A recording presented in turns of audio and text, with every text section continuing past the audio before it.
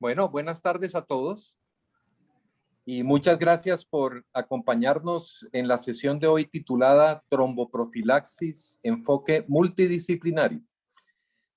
Mi nombre es Rodolfo Denis, soy internista, soy neumólogo y soy el director médico de la Fundación Cardioinfantil, hoy en día la Cardio. Y estaré con el doctor Dani Novoa, internista de nuestra institución, además coordinador del programa de posgrado en Medicina Interna de la Universidad del Rosario, en este webinar. Vamos a desarrollar una agenda muy interesante en la que se abordará la tromboprofilaxis desde la óptica de varias condiciones y tipos de pacientes. Solo me queda agradecer a Sanofi por patrocinar este importante simposio y con esto le doy la palabra al doctor Dani Novoa. Muchas gracias. Gracias, doctor Denis. Pues nada, como decía el doctor Denis, muchas gracias a Sanofi por hacernos partícipe de esta, digamos, profundización de lo que es la tromboprofilaxis. Pues les recordamos que al conectarse a la conferencia se autoriza el tratamiento de datos personales, los cuales serán tratados de acuerdo a la ley 1581 de 2012 y nuestra política de datos personales, la cual pueden consultar en la página www.cardioinfantil.org. Además, pues les comentamos a todos que esta revisión es grabada y pues seguramente va a quedar disponible si la institución lo permite para todas las personas que lo quieran revisar nuevamente y que el chat de preguntas se encuentra abierto para que al final pues le planteemos específicamente las interrogantes que surjan a los panelistas que vayan a participar. Pues siendo justos con el tiempo, pues vamos a empezar con la charla. Ya están nuestros panelistas disponibles en el chat, en las presentaciones, con sus presentaciones. Y pues me complace dar paso a la doctora Esther Campo. La doctora Esther Campo es cardióloga clínica de la Cardio y ella nos va a acompañar con la conferencia Tromboprofilaxis en paciente cardiovascular. Adelante, doctora. Buenas tardes y gracias por acompañarnos. Buenas tardes a todos. De hecho, el agradecimiento es mío. De verdad, agradezco mucho la invitación. Compartir estos espacios académicos siempre son bastante enriquecedores y pues vengo a mostrarles mi óptica de la enfermedad tromboembólica venosa y tromboprofilaxis en el paciente con patología cardiovascular. Inicialmente se pensaba que la enfermedad tromboembólica venosa, que incluye la embolia pulmonar y la trombosis venosa profunda, estaban desligadas de las enfermedades cardiovasculares. Sin embargo, cuando se empezaron a evaluar las cohortes de pacientes, se observaba cómo los pacientes con enfermedad tromboembólica venosa tenían riesgos aumentados de presentar enfermedad cardiovascular, casi cuatro veces más el riesgo de presentar infarto agudo del miocardio, y en el seguimiento también mayor riesgo de presentar enfermedad cerebrovascular. Por su parte, cuando se evaluaban pacientes con enfermedad arterial periférica, específicamente enfermedad carotidia, se veía como ellos tenían 2 veces mayor riesgo de desarrollar enfermedad tromboembólica venosa en el seguimiento. Y esta relación se debe a que estas dos enfermedades comparten múltiples factores de riesgo, como los vemos acá. Entre ellos está la obesidad, la hipertensión arterial, la diabetes mellitus, el síndrome metabólico, el uso del tabaco y el uso de anticonceptivos orales y tratamiento hormonal. Y es que estas enfermedades contribuyen a la ya conocida triada de Virchow, que consiste en estados de inflamación, hipercoagulabilidad e injuria endotelial, que predisponen a la formación de los trombos venosos y a la enfermedad aterosclerótica en sí, que pues es el principio activo de todas las enfermedades cardiovasculares. Se han establecido varios factores de riesgo cardiovasculares y se han asociado al aumento del riesgo de presentar enfermedad tromboembólica venosa. Estas son dos cohortes bastante grandes de pacientes, la ERFC, que incluía 731.000 pacientes, y la cohorte del Reino Unido del Biobank, que eran 421.000 pacientes, y se observó cómo factores como la edad, el tabaquismo activo, y también el previo, y el índice de masa corporal elevado, es decir, la obesidad, aumentaban la posibilidad de presentar enfermedad tromboembólica venosa con una diferencia estadísticamente significativa. Otros factores de riesgo que se observaron en otras cohortes de pacientes, que eran factores de riesgo cardiovasculares que aumentaban esta condición de enfermedad tromboembólica venosa, son las que vemos incluidas.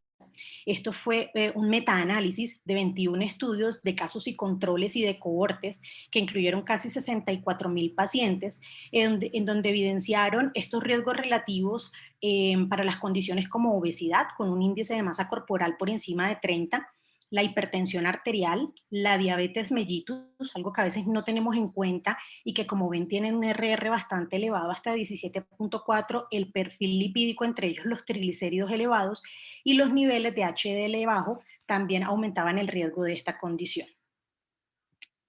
No solo se han evaluado factores de riesgo cardiovasculares, también se ha determinado qué enfermedades cardiovasculares tienen el riesgo de desarrollar enfermedad tromboembólica venosa.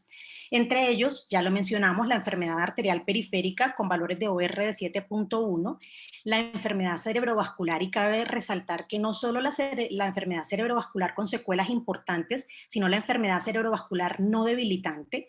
En población pediátrica, condiciones como cardiopatías congénitas, se han visto prevalencias de enfermedad tromboembólica hasta del 28%, y creería que la más estudiada, la falla cardíaca, es una condición que predispone bastante a la condición de enfermedad tromboembólica. Y miren en la gráfica cómo no solo hablamos de falla cardíaca con fracción de eyección reducida, que sería lo esperable por el aumento de lactacia de sangre que tienen estos pacientes, sino también la falla cardíaca con fracción de eyección preservada. Este posiblemente es el estudio más grande de pacientes que se han evaluado con falla cardíaca y enfermedad tromboembólica. Esta es la cohorte ARIC, que incluía casi 13.400 pacientes y que tuvo un seguimiento bastante extenso a 22 años. Y se observó que en esta población aproximadamente el 20% de ellos desarrollaba falla cardíaca. Pero lo más importante y relevante es que esta población con falla cardíaca, hasta el 27% de los pacientes, casi 729 pacientes, desarrollaban enfermedad tromboembólica venosa. Y se estableció entonces como la falla cardíaca era un factor de riesgo importante para el desarrollo de estas condiciones. Y como vemos en la gráfica, no solo falla cardíaca con FEBI reducida, sino también falla cardíaca con FEBI preservada. Y esto aumentaba el riesgo no solo para eventos de embolia pulmonar, sino trombosis venosa profunda, eventos tromboembólicos provocados y no provocados. Y es que estos son todos los factores de riesgo o todas las condiciones que tienen los pacientes con falla cardíaca que aumentan estos riesgos. Los pacientes con fracción de eyección reducida, como lo mencioné, tienen mayor ectasia sanguínea tanto en miembros inferiores como en corazón, tienen estados de hipercoagulabilidad e injuria endotelial, y esto consiste sobre todo, y lo que más se ha evaluado ha sido la sobreregulación de factor tisular. Se ha visto cómo por estudios moleculares, los pacientes con falla cardíaca con FEBI reducida tienen altas concentraciones de factor tisular, y esto se ha asociado de manera inversa a la fracción de eyección del paciente, es decir, entre menor fracción de eyección, mayor factor tisular, y también se ha asociado directamente con los niveles de ProBNP. Por su parte, los pacientes con falla cardíaca con fracción de eyección preservada tienen un aumento en la rigidez ventricular y por ende una disminución en la compliance o relajación ventricular, que es lo que conocemos como las disfunciones diastólicas, características en los pacientes con falla cardíaca con FEBI preservada. Y dos factores ecocardiográficos que se han asociado de forma importante a esta condición es el grosor de la pared ventricular. Entre mayor grosor y mayor volumen de la aurícula izquierda, se ha visto que estos pacientes tienen mayor riesgo de desarrollar enfermedad tromboembólica venosa. Dentro de los mismos pacientes con falla cardíaca también se han visto factores importantes, pues como lo mencioné, sin duda el paciente con fracción de eyección reducida va a tener mucho mayor riesgo a presentar la enfermedad tromboembólica venosa comparados con los que tienen disfunción leve. Paradójicamente, los pacientes más jóvenes con falla cardíaca tienen mayor riesgo de presentar enfermedad tromboembólica venosa versus los octogenarios. Los pacientes de raza negra tienen un riesgo más elevado respecto a los pacientes de raza blanca. Y pues otro punto en el que perdemos, en este caso las mujeres, tenemos mucho mayor riesgo de presentar enfermedad tromboembólica venosa respecto a los hombres. Esta cohorte tan importante que les mencioné nos mostró varios puntos importantes y se los quise resaltar acá. La falla cardíaca, ya sabemos que aumenta el riesgo de enfermedad tromboembólica, pero lo importante es que no solo es a corto, sino a largo plazo, independiente de otros factores de riesgo que tenga el paciente, que este riesgo, como vieron por valores de RR, va entre el 4 y 5 veces más el riesgo de desarrollarlo. y que se dieron cuenta que el riesgo de enfermedad tromboembólica no solo se asociaba a una hospitalización incidente en los pacientes con falla cardíaca, sino posteriores al alta.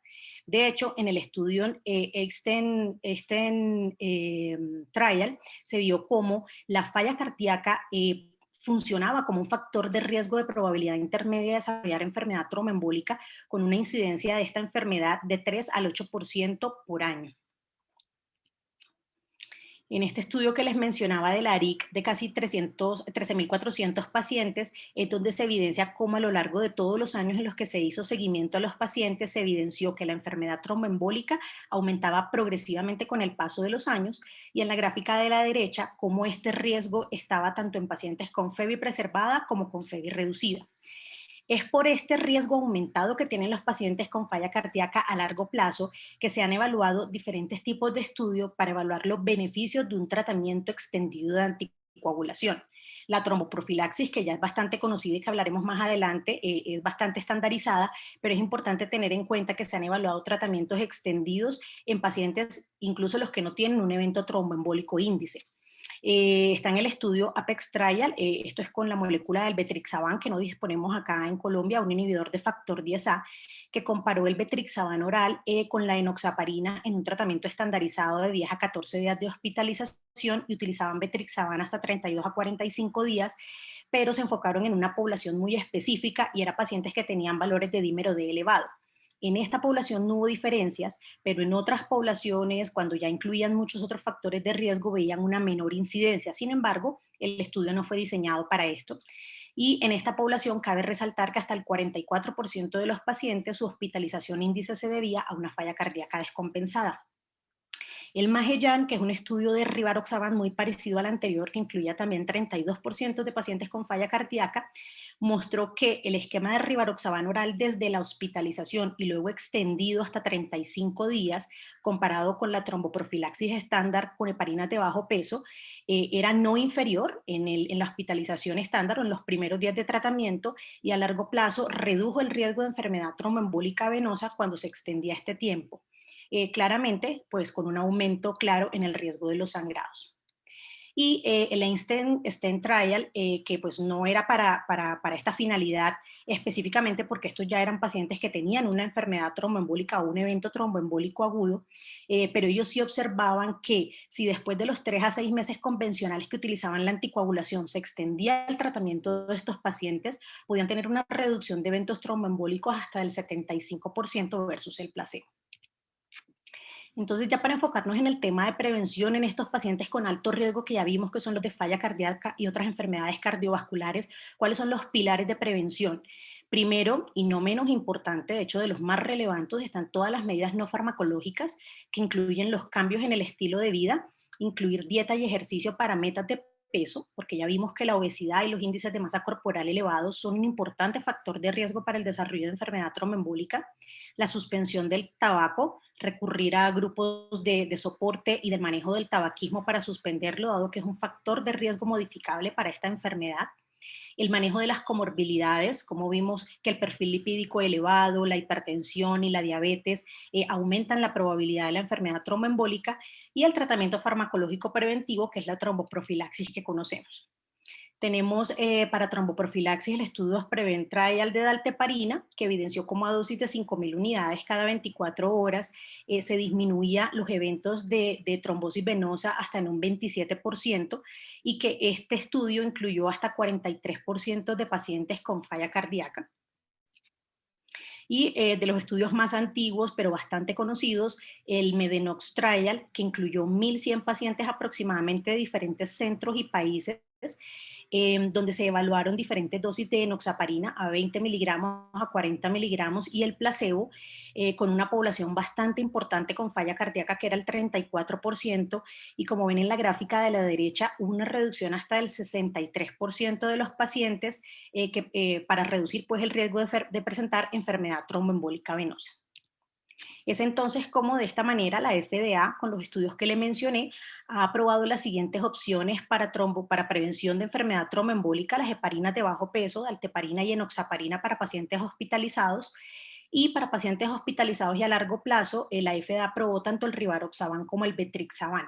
Sin embargo, el tratamiento extendido no está indicado por guías de manejo, y realmente en las guías de manejo, esta de la Sociedad Americana de Hematología, se recomienda el uso de heparina no fraccionada, bajo peso molecular y fondaparinox versus no administrar ningún tipo de tratamiento parenteral para la tromboprofilaxis, y le dan una inclinación y un privilegio o un mayor grado de recomendación al uso de las heparinas de bajo peso y fondaparinox respecto a heparinas no fraccionadas. Les agradezco mucho su atención.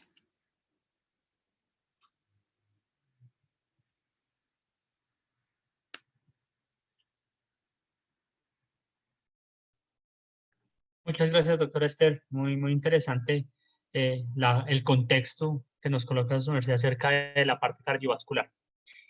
Pues continuando con la agenda, dando paso a la doctora Carmen Cecilia Gómez. La doctora Gómez es internista, es la jefe del Servicio de Medicina Interna de la Cardio y jefe de clínicas médicas, y pues hoy nos va a hablar sobre profilaxis en pacientes con COVID. Adelante, doctora Gómez. Muchas gracias, doctor.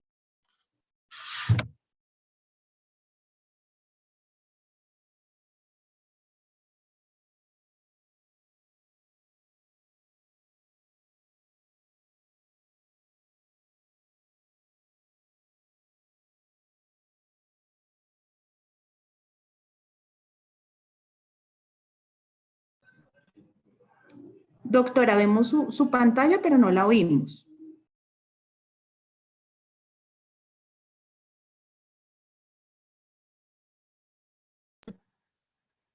Buenas tardes a todos.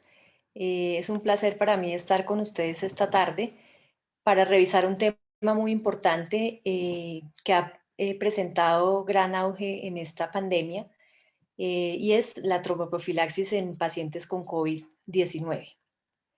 No tengo ningún conflicto de interés para esta presentación. En estos 15 minutos trataré estos temas que son las bases de la coagulopatía asociada a COVID-19, la enfermedad tromboembólica venosa y COVID-19, la tromboprofilaxis y algunos mensajes para llevar a casa. La enfermedad por COVID-19 tiene un espectro grande en el cual vemos dos caras de la enfermedad, que es la enfermedad leve a moderada, en la cual se presenta la respuesta inflamatoria con posterior resolución y mejoría, y el espectro severo, en el cual existe una hiperinflamación con tormenta de citoquinas que nos lleva a neumonía, SRA, choque séptico y falla multiorgánica, que es, digamos, la causa de muerte en nuestros pacientes. En cuanto a la coagulopatía asociada a COVID, lo más importante en esta coagulopatía es que tenemos una elevación del fibrinógeno y el dímero D como principal, digamos, cambio que tenemos en este aspecto, en la cual presentamos un estadio con infección temprana y una respuesta inflamatoria que se va presentando a lo largo de la enfermedad. En la coagulopatía podemos observar elevación del fibrinógeno y dímero D. Este dímero D elevado se asocia con mayor mortalidad, con un aumento progresivo que puede llevarnos a falla multiorgánica. Los niveles de interleuquina 6 también se aumentan y se correlacionan con este aumento del fibrinógeno. Está relacionada con la gravedad de la enfermedad y con el proceso inflamatorio más que por el virus en sí, y se han visto que las manifestaciones hemorrágicas son escasas. A diferencia de la coagulopatía por sepsis, la trombocitopenia que se presenta en la COVID-19 es leve.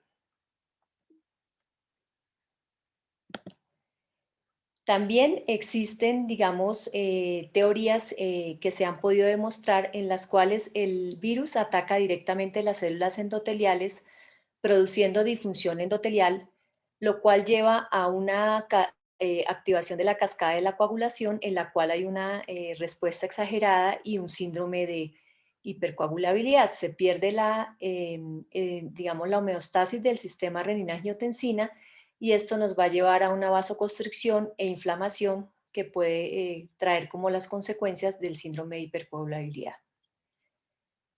Dentro de los hallazgos principales tenemos la acción directa por el virus, en donde encontramos un aumento del fibrinógeno, la interleuquina 6, la proteína C reactiva, el factor 5, el factor 8 y el factor de von Willebrand, que produce hipercoagulabilidad asociado también a expresión en algunos pacientes de anticuerpos antifosfolípidos, sumado a otras causas que son la éstasis venosa, la inmovilización, la ventilación mecánica, el PIP, que pueden favorecer también esta hipercoagulabilidad. Entonces, es importante la enfermedad tromboembólica en COVID-19. Tenemos, digamos, varios espectros del problema y respuestas a ciertas preguntas que nos hacemos que muy probablemente todavía no las podemos responder. El paciente crítico generalmente puede presentar un evento tromboembólico venoso en un 25% de los pacientes con una mortalidad del 40%. Generalmente los pacientes que tienen dímero D elevado al ingreso tienen mayor riesgo de mortalidad intrahospitalaria y también pues se han propuesto los demás factores de riesgo que son la linfopenia, el aumento del SOFA score y pues la coagulación intravascular. Generalmente la tromboprofilaxis debe individualizarse y debe formularse a todos los pacientes cuando ingresan al hospital y generalmente las dudas han surgido en cuanto a la dosis, en cuanto al tiempo de la tromboprofilaxis. Dentro de los factores de riesgo tenemos nuestros factores de riesgo tradicionales para enfermedad tromboembólica venosa, pero en COVID-19 toman mayor importancia también la edad, la obesidad, el hecho de tener ingreso a UCI con elevación del dímero D, el estado hiperinflamatorio y generalmente todo esto conjuga con inflamación y la tormenta de citoquinas, que es lo que digamos es uno de los factores más importantes en la coagulopatía. ¿Cuál es la incidencia de tromboembolismo venoso en COVID-19? Este metaanálisis realizado por el doctor Jiménez, el grupo de España, junto con todo su equipo, realizaron un metaanálisis de esos 49 estudios, en los cuales se representan 18.093 pacientes, con una incidencia total de tromboembolismo venoso en un 17%, con sangrado asociado a tromboprofilaxis en un 3.9%. De esto, pacientes, la prevalencia en los pacientes hospitalizados fue del 7.1%, mientras que los pacientes en UCI fue del 27.9%. Obviamente los que están mucho más graves y presentan este estado hiperinflamatorio. El sangrado con tromboprofilaxis a dosis estándar fue en un 4.7%, sin embargo con dosis intermedias o en dosis de anticoagulación llegaron hasta un 21.4%. Para la tromboprofilaxis, digamos que representa un reto para estos pacientes y existen diferentes consensos a lo largo, digamos, de la pandemia, en la cual la mayoría de recomendaciones son basadas en consenso de expertos. Sin embargo, se han venido desarrollando estudios y tenemos todavía estudios en cursos que nos van a dar muchas respuestas a nuestros interrogantes, pero todas concluyen en lo mismo, y es que la tromboprofilaxis está indicada en el paciente hospitalizado. Realmente en el paciente ambulatorio no hay una evidencia fuerte y no se recomienda su uso rutinario. Generalmente en el paciente agudamente enfermo, críticamente enfermo, en UCI y en pisos, y generalmente los consensos recomiendan la dosis estándar de tromboprofilaxis versus la dosis intermedia o la dosis terapéutica. Entonces, de las principales preguntas que nos hemos planteado en tromboprofilaxis es ¿a qué paciente deben ajustarse las dosis según la severidad de la enfermedad? Y si tiene relevancia o no el uso de la tromboprofilaxis extendida. Entonces, en la primera pregunta, ¿a qué paciente? En todos los consensos, digamos que tienen en común que la recomendación es a todo paciente hospitalizado. Generalmente se recomiendan heparina de bajo peso molecular, heparina no fraccionada en el caso de falla renal, y en pacientes que tengan contraindicada la tromboprofilaxis farmacológica, utilizar tromboprofilaxis mecánica como alternativa mientras el paciente pueda recibir la farmacológica. Entonces, la primera recomendación es que en el paciente hospitalizado debemos realizar la estratificación del riesgo tromboembólico y en ausencia de contraindicación iniciar la tromboprofilaxis farmacológica. Entonces, podemos utilizar cualquiera de nuestras escalas de estratificación. Como ustedes pueden ver, todas nos dan generalmente un alto riesgo derivado de la enfermedad. ¿Y qué dosis? Entonces, básicamente las recomendaciones de aumento de dosis se basaban principalmente en la dosis ajustada al peso. La justificación era que los pacientes obesos en los estudios pivotales de tromboprofilaxis no estaban suficientemente representados y por esto recomendaban una dosis ajustada a peso. ¿Y por qué la dosis anticoagulante? También otra de las teorías es que las heparinas pueden ayudar a mejorar la permeabilidad vascular y a disminuir, digamos, la respuesta inflamatoria, mejorar el intercambio gaseoso, como pues, digamos, teoría empírica.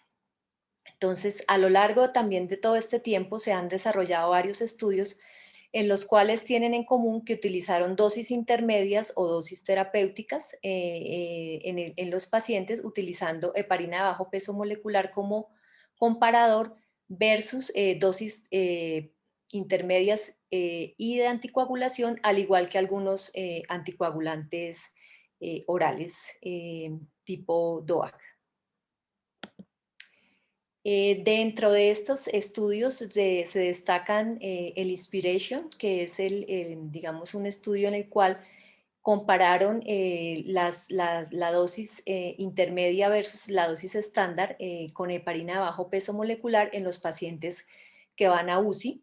Generalmente, digamos que en este caso lo que medían era la estancia hospitalaria, las complicaciones, la necesidad de ECMO y la mortalidad a 30 días, encontrando que realmente no hay una disminución en la mortalidad. La diferencia entre los grupos no fue estadísticamente significativa, por lo tanto, no se recomienda utilizar la dosis de anticoagulación. Adicionalmente, se evidenció aumento del sangrado en estos pacientes. Y el último estudio publicado es el estudio Action, en donde también se comparó la anticoagulación terapéutica con rivaroxaban oral, heparina de bajo peso molecular o heparina no fraccionada versus la anticoagulación profiláctica con heparina bajo peso molecular o no fraccionada, en el que evaluaron también mortalidad y complicaciones durante la estancia hospitalaria, en la cual no hubo diferencia significativa en la mortalidad. Entonces, en este caso, digamos que lo más importante, no mejoró los resultados clínicos a los 30 días, aumentó el riesgo de sangrado en comparación con la anticoagulación profiláctica. 8% presentaron sangrado con anticoagulación terapéutica y 2% profiláctica.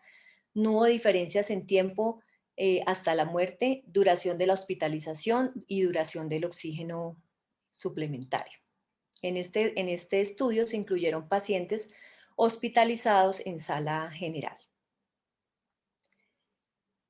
Con estos, digamos, metaanálisis y estudios podemos concluir al día de hoy recomendaciones en contra del uso de anticoagulantes en dosis intermedias o completas en comparación con dosis profilácticas para pacientes hospitalizados que no tienen sospecha o confirmación de tromboembolismo venoso. No disminuyen la mortalidad y probablemente pueden disminuir los eventos tromboembólicos, pero a expensas del aumento de sangrado. Queda aún pendiente los resultados de estos registros que se están llevando actualmente y el estudio Freedom que está corriendo, en el cual se va a comparar las dosis de heparina bajo peso molecular profilácticas y terapéuticas versus anticoagulación con apixaban. Y por último, tromboprofilaxis extendida a quienes. Entonces, digamos que no todas las guías y consensos la recomiendan. En algunas, incluso pues no hay consenso en cuanto al tiempo de duración de esta tromboprofilaxis extendida. Las principales guías en la SCP podría considerarse teniendo en cuenta los factores de riesgo, En la ICTH también lo recomiendan en pacientes con alto riesgo. Las guías NICE aún no la recomiendan por lo que no hay estudios suficientes en COVID-19 y las guías de la Organización Mundial de la Salud por el momento tampoco la recomiendan. Entonces, podría considerarse este uso. Este es un metaanálisis en el cual evaluaron el riesgo de tromboembolismo venoso post-hospitalización, en el cual se encontró en este grupo de pacientes que va de un 0 a un 0.6%, por lo cual concluyen que no hay suficiente evidencia para recomendar la tromboprofilaxis extendidas, dado el riesgo de tromboembolismo venoso. Obviamente faltan más estudios, pero podría ser un parámetro inicial. En resumen, el uso de tromboprofilaxis extendida podría recomendarse en pacientes con alto riesgo de tromboembolismo venoso y bajo riesgo de sangrado, la cual es una recomendación débil a favor. Datos disponibles limitados en cuanto a la duración.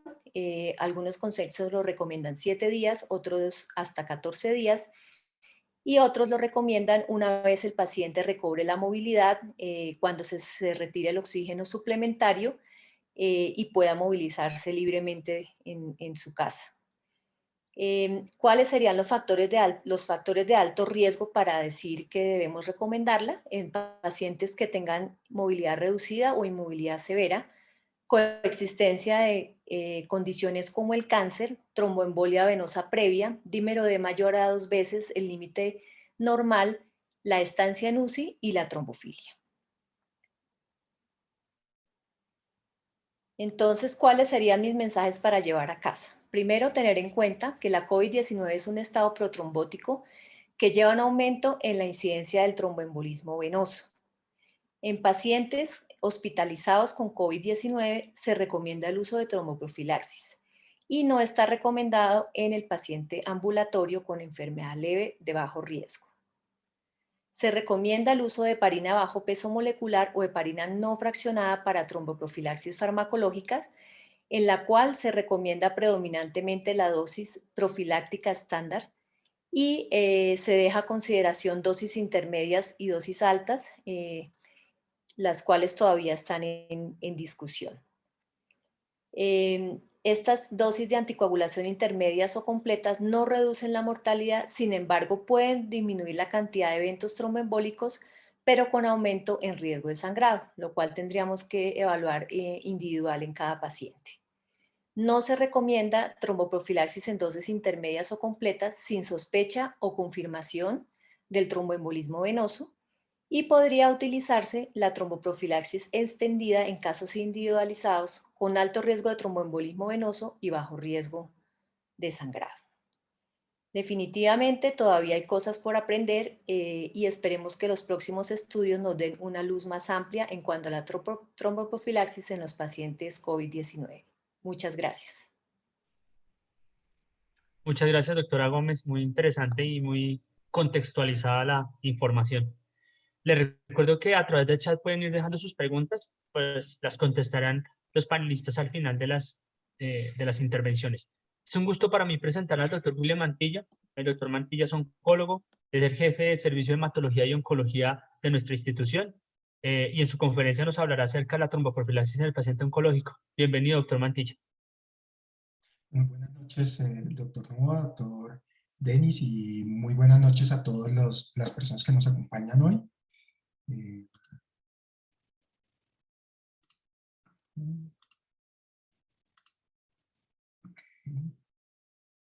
¿Listo? ¿Están viendo la pantalla? Sí. Sí, señor. Bueno, entonces pues para cerrar, digamos, el panel de esta noche, yo esta noche vengo a hablarles sobre trombosis y trombosis asociada a cáncer. Mi disclaimer es que tenemos que ser súper puntuales porque esta noche juega Colombia, entonces no nos podemos pasar del tiempo.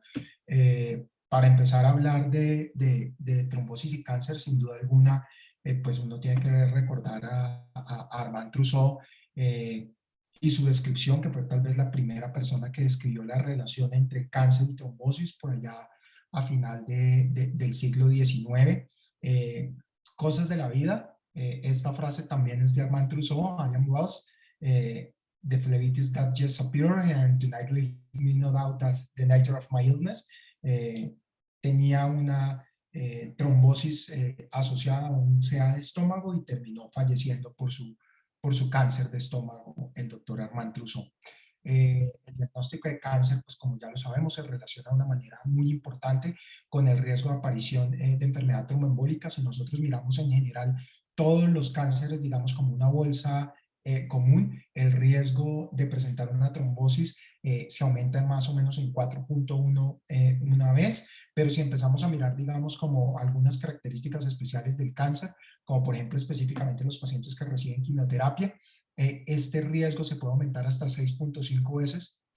Y los pacientes, por ejemplo, que tienen cáncer, tienen un procedimiento quirúrgico mayor, su riesgo de trombosis se puede aumentar en casi 21 veces. Entonces, sin duda alguna, pues ya lo conocemos desde hace mucho tiempo, el riesgo y la relación que existe entre cáncer y riesgo de trombosis, pero adicionalmente, la trombosis asociada a cáncer es un evento que conlleva a una gran morbimortalidad. La mortalidad asociada, digamos, a eventos tromboembólicos es más o menos 2 veces más alta que en los pacientes con cáncer que en los pacientes que no tienen cáncer. De hecho, el tromboembolismo pulmonar es la primera causa de muerte después de la progresión de la enfermedad en los pacientes con cáncer, explicando aproximadamente el 9% del total de las muertes asociadas a cáncer.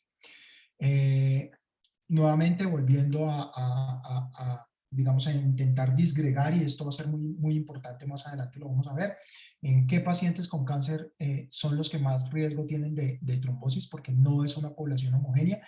También vemos que los pacientes hospitalizados tienen un aumento muy significativo del riesgo, con un OR más o menos de 8. La estancia prolongada en cama no solo aumenta el riesgo de trombosis, sino de tromboembolismo pulmonar. Los pacientes que tienen unas hospitalizaciones cortas o estancias en camas cortas de menos de 5 días tienen más o menos un 21% de riesgo de tromboembolismo pulmonar, mientras que los pacientes que tienen una estancia en cama más de 5 días tienen un riesgo de tromboembolismo pulmonar de casi el 36%. Como ya se los mencionaba, la cirugía mayor aumenta de manera muy significativa el riesgo de trombosis asociada a cáncer, hasta casi 21 veces el riesgo. Importantísimo que más o menos el 60% de los embolismos pulmonares, si bien se pueden presentar como evento aislado, más o menos el 60% presentan una trombosis venosa profunda que la precede a la aparición del tromboembolismo pulmonar. Y entonces, tal vez de esta parte lo más importante es mencionar que los pacientes con cáncer frente a su riesgo de trombosis no son una población homogénea, y hoy en día ya lo sabemos, son una población heterogénea. Entonces podemos tener pacientes de bajo riesgo, podemos tener pacientes de riesgo intermedio y podemos tener pacientes de alto o muy alto riesgo de presentar enfermedad tromboembólica venosa. Y esto es muy importante, y ya lo veremos más adelante, que existen algunos scores para intentar determinar un poco, de una manera un poco más fina, el riesgo, porque muy probablemente eso nos va a permitir realmente identificar cuáles son los pacientes que terminan obteniendo un beneficio de la profilaxis de enfermedad tromboembólica venosa en el contexto del paciente con cáncer. Simplemente esto para reforzar la idea de que la morbilidad asociada a enfermedad tromboembólica venosa en pacientes con cáncer es un problema mayor.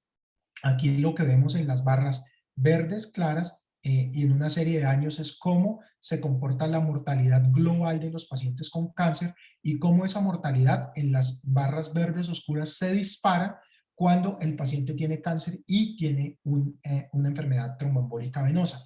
Y no solo se dispara el riesgo de muerte, sino también se dispara el tiempo de hospitalización. Entonces aquí en las barras rojas claras vemos cuál es el tiempo de hospitalización promedio en días de los pacientes que tienen cáncer, y cómo se dispara el tiempo de hospitalización promedio en días cuando el paciente tiene un evento de enfermedad tromboembólica venosa. Y entonces, de entrada, digamos, así como para empezar a concluir algunas cosas tempranamente, todo paciente que está hospitalizado con cáncer es un paciente de alto riesgo de enfermedad tromboembólica venosa, motivo por el cual debe recibir una profilaxis, digamos, convencional para enfermedad tromboembólica venosa. Si bien la representación de estos pacientes era baja en los estudios clásicos de profilaxis, como el estudio Medenox y este tipo de estudios grandes ya clásicos, digamos que ese paciente, por el riesgo, debe recibir una enfermedad, de una profilaxis para enfermedad tromboembólica venosa. lo mismo que el paciente que va a cirugía y especialmente el paciente que va a cirugía mayor, que son pacientes que debemos llevar a profilaxis incluso prolongadas, no 7 a 10 días que sería la profilaxis clásica que haríamos, sino que deberíamos llevarlos por lo menos unos 28 días de profilaxis. Entonces, muy probablemente ahí, digamos, la discusión es poca y muy probablemente la discusión se enfoca en si debemos o no hacer profilaxis de enfermedad tromboembólica venosa en el paciente ambulatorio, y es un poco de lo que vamos a hablar más adelante. ¿Qué es lo que sucede? Pues hay múltiples factores relacionados con el cáncer que llevan a un aumento de riesgo de enfermedad tromboembólica venosa, pero tal vez el más estudiado y el más interesante sea el relacionado con la expresión del factor tisular. Sabemos que el factor tisular es un muy importante activador de la cascada de la coagulación por la vía extrínseca, y sabemos que el factor tisular, digamos, es un factor que está relacionado de manera muy importante en las células tumorales, en el microambiente tumoral. Hoy en día ya sabemos que de hecho la expresión de factor tisular se relaciona con una vía de activación de crecimiento del cáncer, que es la activación a través de una vía que es la vía de MET. Y de hecho hoy en día sabemos que los pacientes que expresan o sobreexpresan factor tisular en las biopsias tienen un peor pronóstico, y esto ha sido muy bien demostrado principalmente en el contexto de cáncer de páncreas. No solo la relación con el riesgo de muerte asociado a la expresión de factor tisular en las biopsias de adenocarcinoma de páncreas, sino también cómo estos pacientes tienen sobreexpresada la vía de MET. ¿Y por qué, digamos, es importante esto? Porque otra de las grandes, digamos, teorías frente a la profilaxis sobre la profilaxis de enfermedad tromboembólica venosa en los pacientes con cáncer, y principalmente basado en uno de los estudios clásicos de tratamiento de la enfermedad tromboembólica venosa en los pacientes con cáncer, que es el estudio CLOT, se había o se ha durante mucho tiempo lanzado la hipótesis de que a través de este mecanismo de hipercoagulabilidad que presentan los pacientes con cáncer, la profilaxis para enfermedad tromboembólica venosa pudiera tener un factor protector o un impacto positivo en la supervivencia, cosa que debo aclarar no se ha demostrado nunca. Entonces, como lo mencionaba, tal vez lo más importante es empezar a identificar el riesgo de los pacientes que están ambulatorios específicamente con cáncer, para seleccionar cuáles de esos pacientes pudieran ser llevados a algún tipo de profilaxis para enfermedad tromboembólica venosa. Tal vez el estudio, el score de riesgo más utilizado es el score de Corana. Es un score muy sencillo en donde incluye el tipo de tumor, teniendo el tumor gástrico y el tumor de páncreas como los dos tumores que más riesgo producen, digamos, que más elevan el riesgo de enfermedad tromboembólica venosa. Algunos características específicamente del cuadro hemático, del hemograma, como específicamente las plaquetas o la hemoglobina prequimioterapia, los leucocitos prequimioterapia, y por último la presencia de obesidad mórbida en el contexto de un índice de masa corporal elevado. Y entonces este score de Corana, cuando nos da 3 o más, nos establece un grupo de pacientes de alto riesgo, dado porque vemos que estos pacientes pues tienen un incremento muy significativo de presentar tromboembolismo pulmonar o enfermedad tromboembólica venosa sobre los grupos que tienen riesgo bajo o riesgo intermedio. Y entonces muy probablemente aquí sí tenemos un grupo de pacientes de alto riesgo que pudieran obtener algún beneficio de recibir profilaxis para enfermedad tromboembólica venosa en el contexto, nuevamente, repito, del paciente con cáncer que está de manera ambulatoria. El score de Corana tiene algunas críticas y algunas limitaciones. El principal es un tiempo corto de seguimiento, que la neoplasia más frecuente tenía una baja representación, digamos, de los tumores que tienen alto riesgo de enfermedad tromboembólica venosa, como el tumor de páncreas o el tumor de estómago, que habían, digamos, diferentes estadios de enfermedad, y que no se evaluó la asociación con otros factores como la edad, como el estadio, como la presencia o no de quimioterapia, o como la presencia o no de eventos tromboembólicos previos. Hasta el año 2008, dado que la gran mayoría de los estudios para la profilaxis de los pacientes del contexto ambulatorio nuevamente ya mencioné que no voy a entrar, digamos, a discutir en profundidad la utilidad en el paciente hospitalizado o la utilidad en el paciente quirúrgico, porque, digamos, cáncer y cirugía, cáncer y hospitalización nos conlleva un aumento muy importante del riesgo de enfermedad tromboembólica, y en esos pacientes, digamos, no hay duda, y lo que debemos hacer es una profilaxis estándar basado en los estudios clásicos como estudio MEDNOX, por ejemplo, pero específicamente se hicieron hasta el año 2008 múltiples estudios intentando demostrar un beneficio de la profilaxis para los pacientes ambulatorios. Aquí los más importantes, el TOPIC, perdón, el MALT, entre otros, y todos estos estudios en general habían sido negativos para lograr demostrar un beneficio en el contexto de el paciente ambulatorio. Llega una segunda ola, digamos, de estudios clínicos intentando demostrar el beneficio de la profilaxis en estos pacientes. ¿Y qué tiene de característica estos estudios? En general, la característica es la misma para todos en cuanto a su diseño, que son estudios randomizados de placebo versus heparinas de bajo peso molecular. Digamos, uno de los cambios que hay ahí es ese. Y tenemos como tres grandes grupos de estudios: los que fueron multitumor, o sea, incluyeron todos los tipos de tumor, unos que fueron específicamente para tumores cerebrales y otros que fueron específicamente para tumores de páncreas. Digamos, en aras del tiempo no los voy a mencionar todos, pero voy a mencionar tal vez un par de los más importantes: el SAFE-ONCO, el FAX y el CONCO, que fueron tal vez, digamos, como los estudios marcadores de esta serie de estudios. El estudio SAFE-ONCO es un estudio randomizado que lo que buscaba era para pacientes que tenían un cáncer y estaban de manera ambulatoria, no hospitalizados, específicamente tumores metastásicos o localmente avanzados: pulmón, estómago, colon, recto, páncreas, ovario, cabeza y cuello, vejiga, que estaban recibiendo tratamiento activo, y tal vez esto es una de las cosas importantes: tratamiento activo con la quimioterapia de al menos 3 meses, o que habían suspendido o cambiado su tratamiento por progresión de la enfermedad.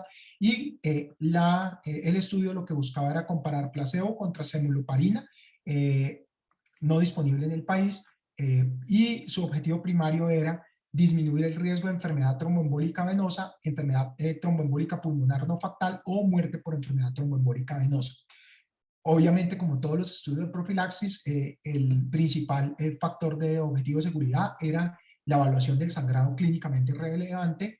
Aquí están las características de los pacientes en cuanto a sus desenlaces, y lo que vemos es que semuloparina logró disminuir de una manera muy significativa, más o menos en un 64%, el riesgo de presentar enfermedad tromboembólica venosa y enfermedad pulmonar, más o menos en un 60%, sin un incremento significativo del riesgo de sangrado, y sin un incremento también significativo de los eventos secundarios, ¿sí? Aquí vemos el riesgo acumulativo, y esto es una de las cosas importantes, que el riesgo acumulativo de semuloparina es más o menos de un 2% de riesgo de trombosis, como versus un 4% del riesgo de trombosis asociado a placebo. Entonces, digamos que la reducción del riesgo es una reducción del riesgo que desde el punto de vista clínico pudiera considerarse no significativa, ¿sí? Y entonces, pues, desde el punto de vista del estudio, semuloparina redujo significativamente la incidencia de eventos tromboembólicos sin un incremento aparente del sangrado clínicamente significativo. El otro estudio es el estudio FAX, utilizó específicamente dalteparina versus placebo. Los pacientes tenían específicamente un alto riesgo de trombosis definido como un score de Corana igual o mayor a 3, asociado a pacientes que recibían tratamiento.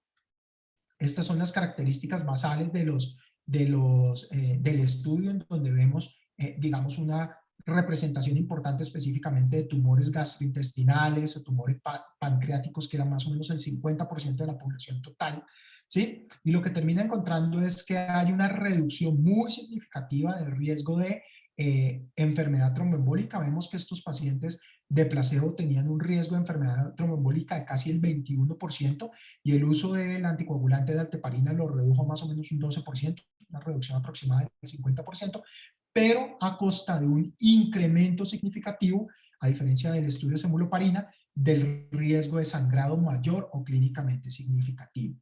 Esto hay que tenerlo ahí como entre el tintero, porque estas características son algunas de las que llevaron a digamos, el tipo de recomendación que hay hoy en día en las guías. Y pues para terminar, digamos, en cuanto a estos estudios, lo que vemos es que la combinación, entre otras cosas, del SAFE-ONCO, el FACS, pues llevó a que se encontrara que las heparinas de bajo peso molecular llevaban a una disminución del riesgo de trombosis en los pacientes con cáncer en tratamiento de quimioterapia activa y de alto riesgo. Serían como los dos características importantes. O sea, estamos hablando de pacientes de alto riesgo y que además tienen tratamiento quimioterapéutico activo, pero específicamente en el caso de alta heparina con un incremento significativo del riesgo de sangrado. ¿Cuál es la conclusión del estudio FACS? Que la tromboprofilaxis se asocia a una reducción no significativa del riesgo de enfermedad tromboembólica venosa, sin embargo, asociado a un incremento importante del riesgo de sangrado, y que el score de Corana específicamente identifica un grupo de pacientes de alto riesgo basal y durante el tratamiento que pudieran tener un beneficio de la profilaxis para enfermedad tromboembólica venosa. Y por último, el estudio CONCO, que es un estudio diseñado específicamente para pacientes con cáncer de páncreas, no es un estudio multitumor, en donde los pacientes recibían específicamente algunas características en cuanto a la quimioterapia, gemcitabine, o unos esquemas basados en gemcitabine, fluoracilo y cisplatino, y eran randomizados, digamos, en una segunda randomización, a recibir o no enoxaparina a dosis de 1 miligramo por kilogramo de peso.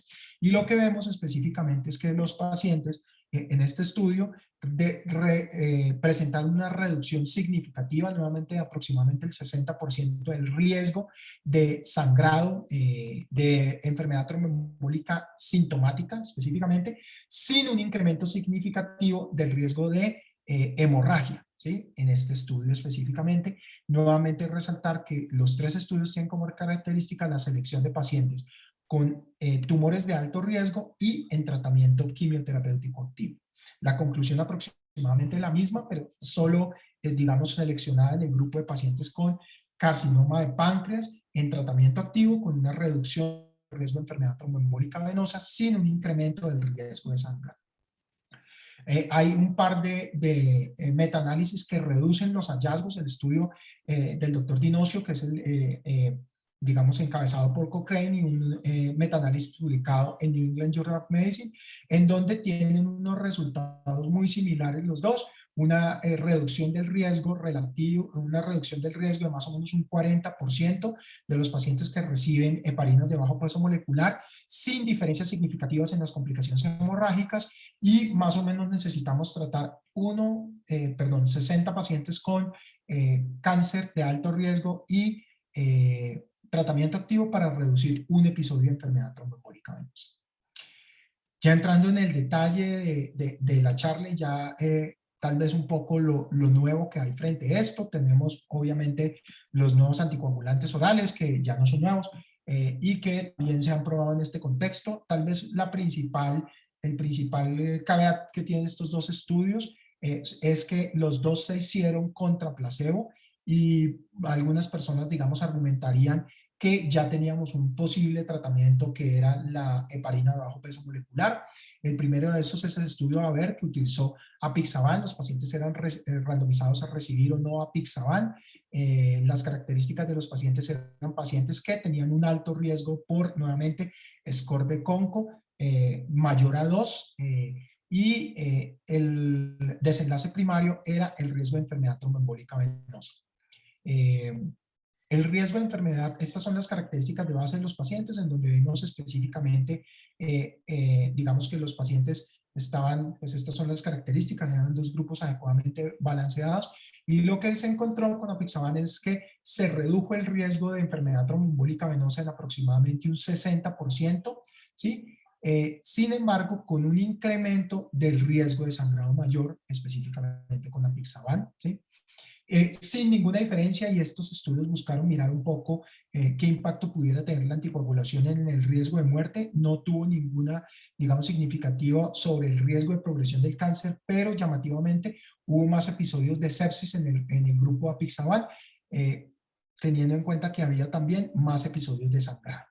Este es el riesgo de enfermedad tromboembólica venosa, en donde vemos cómo el riesgo es mucho menor con los pacientes con apixaban, y el riesgo de sangrado mayor, en donde vemos que el riesgo se comportó aproximadamente, digamos, un poco superior en los pacientes con riesgo de con riesgo de sangrado. Lo que encontramos es que, o la conclusión de este estudio es que el apixaban reduce de manera significativa el riesgo de enfermedad tromboembólica venosa, sin embargo, aumenta hasta en 2 veces el riesgo de sangrado mayor en esa misma población. Y por último, el estudio de rivaroxaban, el estudio Cassini, nuevamente un estudio randomizado contra placebo, como ya les mencionaba, esta es una de las críticas hacia estos estudios, donde lo que buscaban nuevamente era disminuir la incidencia de enfermedad tromboembólica venosa o tromboembolismo pulmonar y como evento de seguridad el riesgo de sangrado mayor. Aquí vemos las características basales de los pacientes, en donde es importante resaltar que un número estadísticamente significativo mayor de pacientes que habían tenido enfermedad tromboembólica previa entraron al grupo de rivaroxaban versus los pacientes que entraron al grupo placebo, ¿sí? Y lo que vemos es que en cuanto a los resultados, se presentó un incremento nuevamente del riesgo de sangrado sin que se presentara una diferencia estadísticamente significativa, con una reducción del riesgo de enfermedad tromboembólica venosa de más o menos un 40%. ¿Sí? Nuevamente, para mirarlo aquí la comparación, más o menos doble hemorragia mayor, no estadísticamente significativa, disminución del riesgo de enfermedad tromboembólica venosa, nuevamente sin diferencias clínicamente significativas. Entonces, rivaroxaban reduce significativamente el riesgo de enfermedad tromboembólica venosa y muerte relacionada con enfermedad tromboembólica venosa versus placebo. Las tasas de hemorragia fueron bajas, mayores, pero bajas, no estadísticamente significativas en los pacientes que recibieron rivaroxaban comparado con los pacientes placebo, y el estudio Cassini un poco refuerza los hallazgos del estudio AVERT en cuanto a la trombosis asociada a cáncer desde la prevención en los pacientes ambulatorios. La ranita de la puerta de la Universidad de Salamanca. Entonces ya, digamos, el detalle total, y ya para terminar, las guías clínicas que nos dicen, pues las guías clínicas un poco nos lo dejan abierto, porque lo que dicen es: considere realizar profilaxis en pacientes con alto riesgo de cáncer, de enfermedad tromboembólica venosa, como un score de corona mayor a 3, con tratamiento activo, con bajo riesgo de sangrado. Entonces tenemos que un poco terminar súper seleccionando estos pacientes, digamos, no hay una respuesta única, ¿sí? Específicamente, nuevamente me enfoqué en los pacientes en el contexto ambulatorio, porque como ya lo mencioné, todo paciente con cáncer hospitalizado o en cirugía mayor debe recibir profilaxis tromboembólica venosa por su riesgo. Pues ya con esto cae la noche y yo termino, y muchísimas gracias nuevamente por la invitación. Muchísimas gracias, doctor Mantilla. Muy interesante el contexto en que usted nos presenta la tromboprofilaxis. Pues nada, quiero saber si alguien del chat tiene preguntas. Ya es momento de que las planteemos. Yo tendría unas, mientras que de pronto todas las personas se animan a plantearnos. La primera pregunta es para la doctora Campo. ¿Los pacientes con falla cardíaca tendrían alguna indicación de hacer tromboprofilaxis extendida, doctora Campo?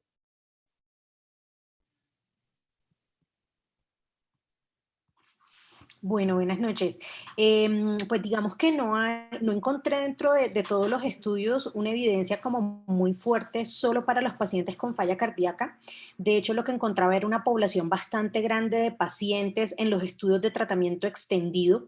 Sin embargo, de pronto, como lo mencioné, no hay una estandarización o una guía, una directriz muy clara para una recomendación fuerte de tratamiento extendido, pero creo que precisamente es un campo que aún no se ha estudiado a profundidad, y sería bueno que empezaran a hacer estudios específicamente con esta enfermedad, porque pues para mí, si bien es cierto, sí pensábamos que eran pacientes sin duda de alto riesgo, ese enfoque a largo plazo creo que es bastante importante y relevante, y deberían hacer estudios como principalmente en esa población para evidenciar efectivamente ese beneficio. Hay estudios, es una población bastante importante, pero aún no está estandarizado ese tratamiento extendido para los pacientes de falla cardíaca. Gracias, doctora Esther, muy amable. Para la doctora Gómez, el uso prehospitalario o en pacientes ambulatorios, en pacientes COVID, o dicho que desarrollen sintomatología de COVID que no sean necesariamente pacientes hospitalizados, ¿tiene alguna aplicación? O sea, ¿usar el medicamento antes prevendría episodios o tendría algún impacto clínico? Realmente no hay evidencia en la cual indiquen, y si recuerdan todas las guías que se han presentado hasta el momento, en ninguna recomiendan el manejo con heparina bajo peso molecular ambulatorio, excepto las guías españolas. Sin embargo, la incidencia de tromboembolismo venoso es baja en estos pacientes porque tienen una enfermedad leve, que generalmente el curso clínico es rápido, y no requerirían tromboprofilaxis, debido a que no requieren oxígeno, la movilidad no es reducida y la respuesta inflamatoria se controla rápidamente. Entonces, basados en estas situaciones fisiopatológicas, no se recomendaría rutinariamente utilizar en el paciente ambulatorio la anticoagulación. Ok, hacía la pregunta porque creo que a todos nos han llegado varios pacientes con la experiencia de haber pasado no solamente por analgésicos, antiparasitarios, antibióticos, anticoagulantes en dosis variadas e incluso recomendados por colegas. Entonces, por eso hacía la observación, la pregunta. Para el doctor Mantilla, doctor, siempre clásicamente nos han dicho que el medicamento que, digamos, lleva a la delantera en el uso en los pacientes con la profilaxis es, digamos, con la intención de prevenir eventos trombóticos en pacientes con cáncer, es la alteparina, pero podemos fácilmente extrapolarlo con lo que usted nos comentó con esta semomolina. ¿Podríamos extrapolarlo a todas las demás que tenemos disponibles nosotros aquí en el país?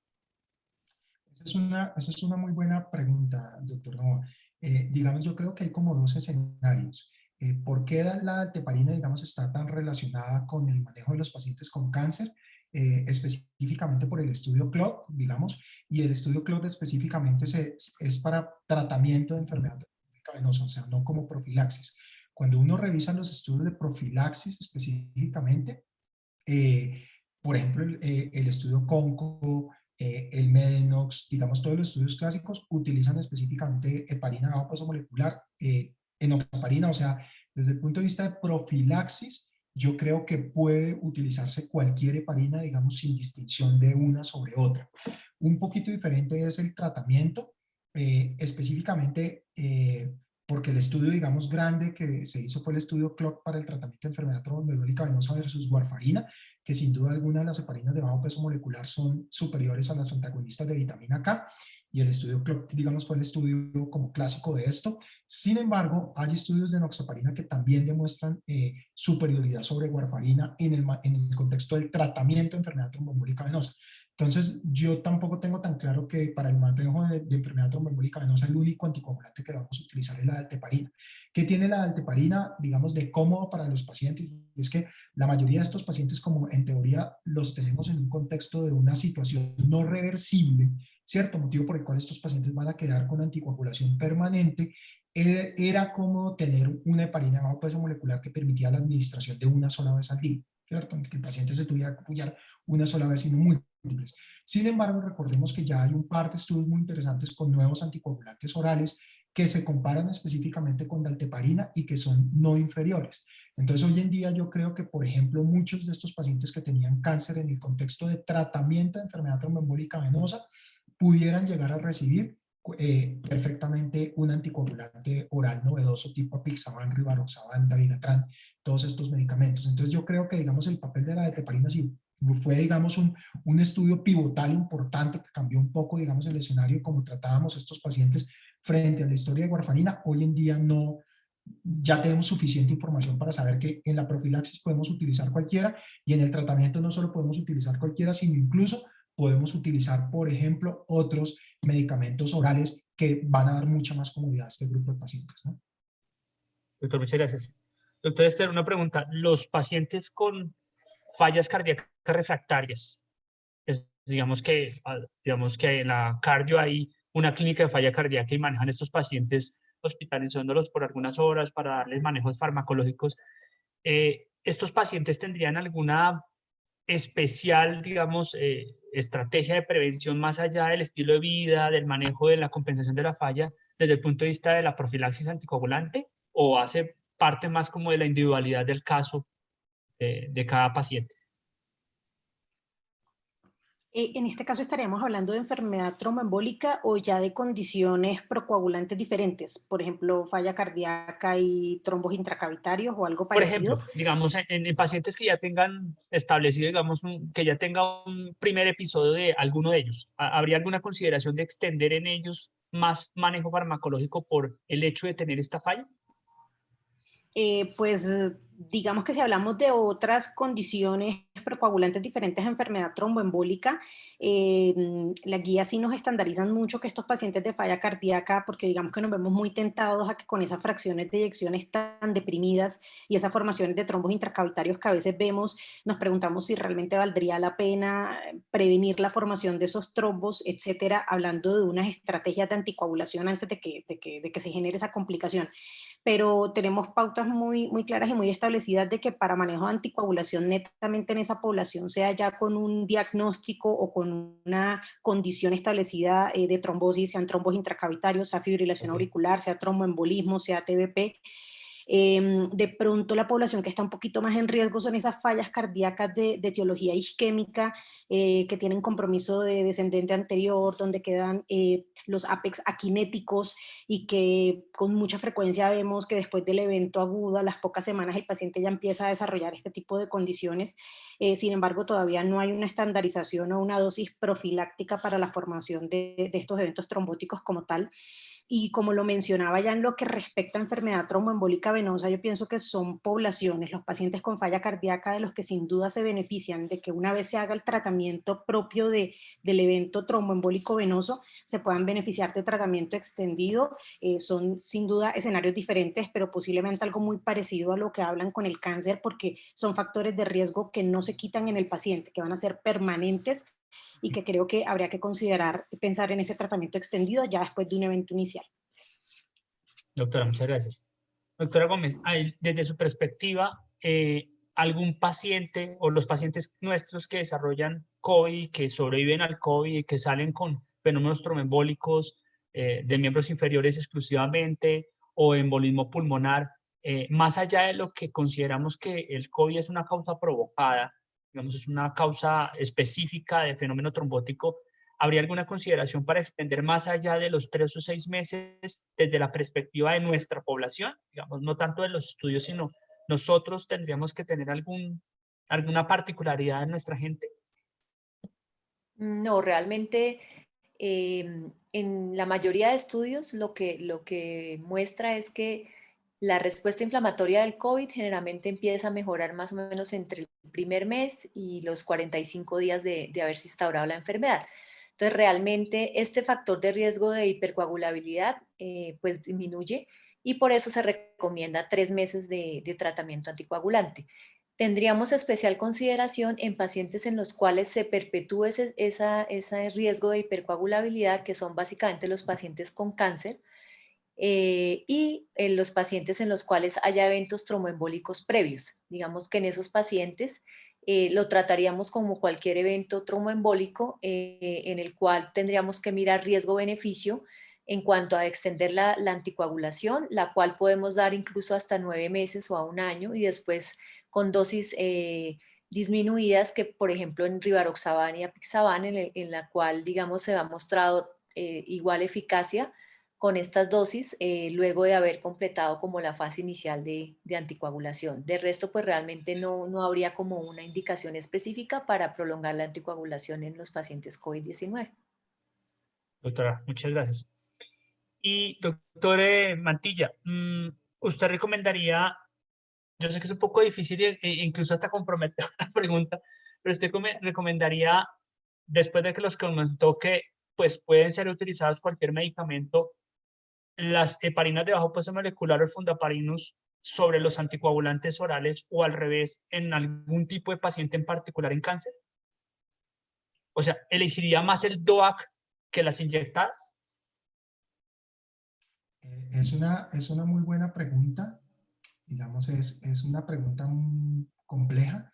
Específicamente yo creo que ahí en pie debe uno, pues obviamente no tenemos estudios comparativos para poder decirlo, en el profilaxis, y aquí estamos hablando específicamente de profilaxis, poco diferente es el contexto de tratamiento, pero en el contexto de profilaxis no tenemos estudios comparativos, entonces en principio no, pero sin embargo empiezan, digamos, a aparecer otros factores, digamos, asociados. Entonces, por ejemplo, el deseo del paciente de recibir un medicamento oral versus un medicamento inyectado, el tiempo que vamos a utilizar la profilaxis.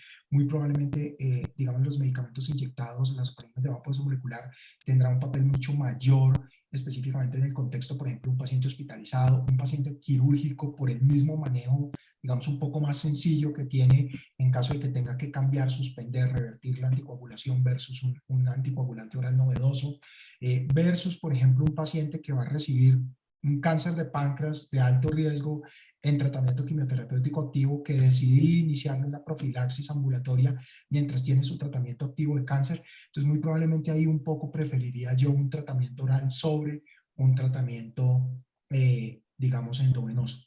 Pero nuevamente, endovenoso no, perdón, inyectable. Pero nuevamente, como le digo, no hay específicamente estudios comparativos que nos permitan, digamos, dar una respuesta basada en la evidencia, que sería lo ideal, y un poco tenemos que ir, digamos, como al detalle. Nosotros realmente en la práctica clínica diaria, la cantidad de pacientes de ambulatorios a los que les hacemos profilaxis realmente es muy baja, ¿sí? Porque hoy en día son pacientes, digamos, cuando uno les hace el score de Corana, son pacientes que en su mayoría son pacientes de bajo riesgo, ¿sí? Excepto tal vez gastrointestinales y específicamente cáncer de páncreas, que tenemos una incidencia realmente baja de cáncer de páncreas frente a cáncer de mama, linfomas, otros tipos de tumores. Entonces no tenemos tanta oportunidad de utilizar anticoagulación oral, y donde utilizamos mucha profilaxis específicamente es en el contexto hospitalario, y ahí prácticamente a todos los pacientes les damos, utilizamos una heparina de bajo peso molecular. Listo, doctor Mentira, muchas gracias. Pues los participantes muy tímidos. Nada, pues les agradezco a todos, doctora Esther, doctora Carmen Cecilia, doctor Mantilla, muchas gracias por su participación. Nuevamente, muchas gracias a Sanofi por el apoyo pues para toda la logística de estas 3 conferencias. Muchas gracias a todos. Y pues de todas formas, todos son profesores y la mayoría son gente de la cardio, pues los tienen disponibles para que les hagan preguntas personalizadas. Muy buena tarde a todos y muchas gracias nuevamente a Sanofi. Muchas gracias. Yo les dejo ahí la pregunta para el próximo webinar o esto, que es que hablemos de profilaxis en pacientes con trastornos hematológicos, trombocitopenias severas, diátesis hemorrágicas, etcétera, etcétera, que esto es un tema, digamos, interesantísimo. Puede haber un muy buen tema para discutir. Muchísimas gracias. Muchas gracias por la propuesta, doctor. Mucho. Que esté muy bien. Buenas noches. Buenas noches. Gracias. Muchas gracias. Buenas noches.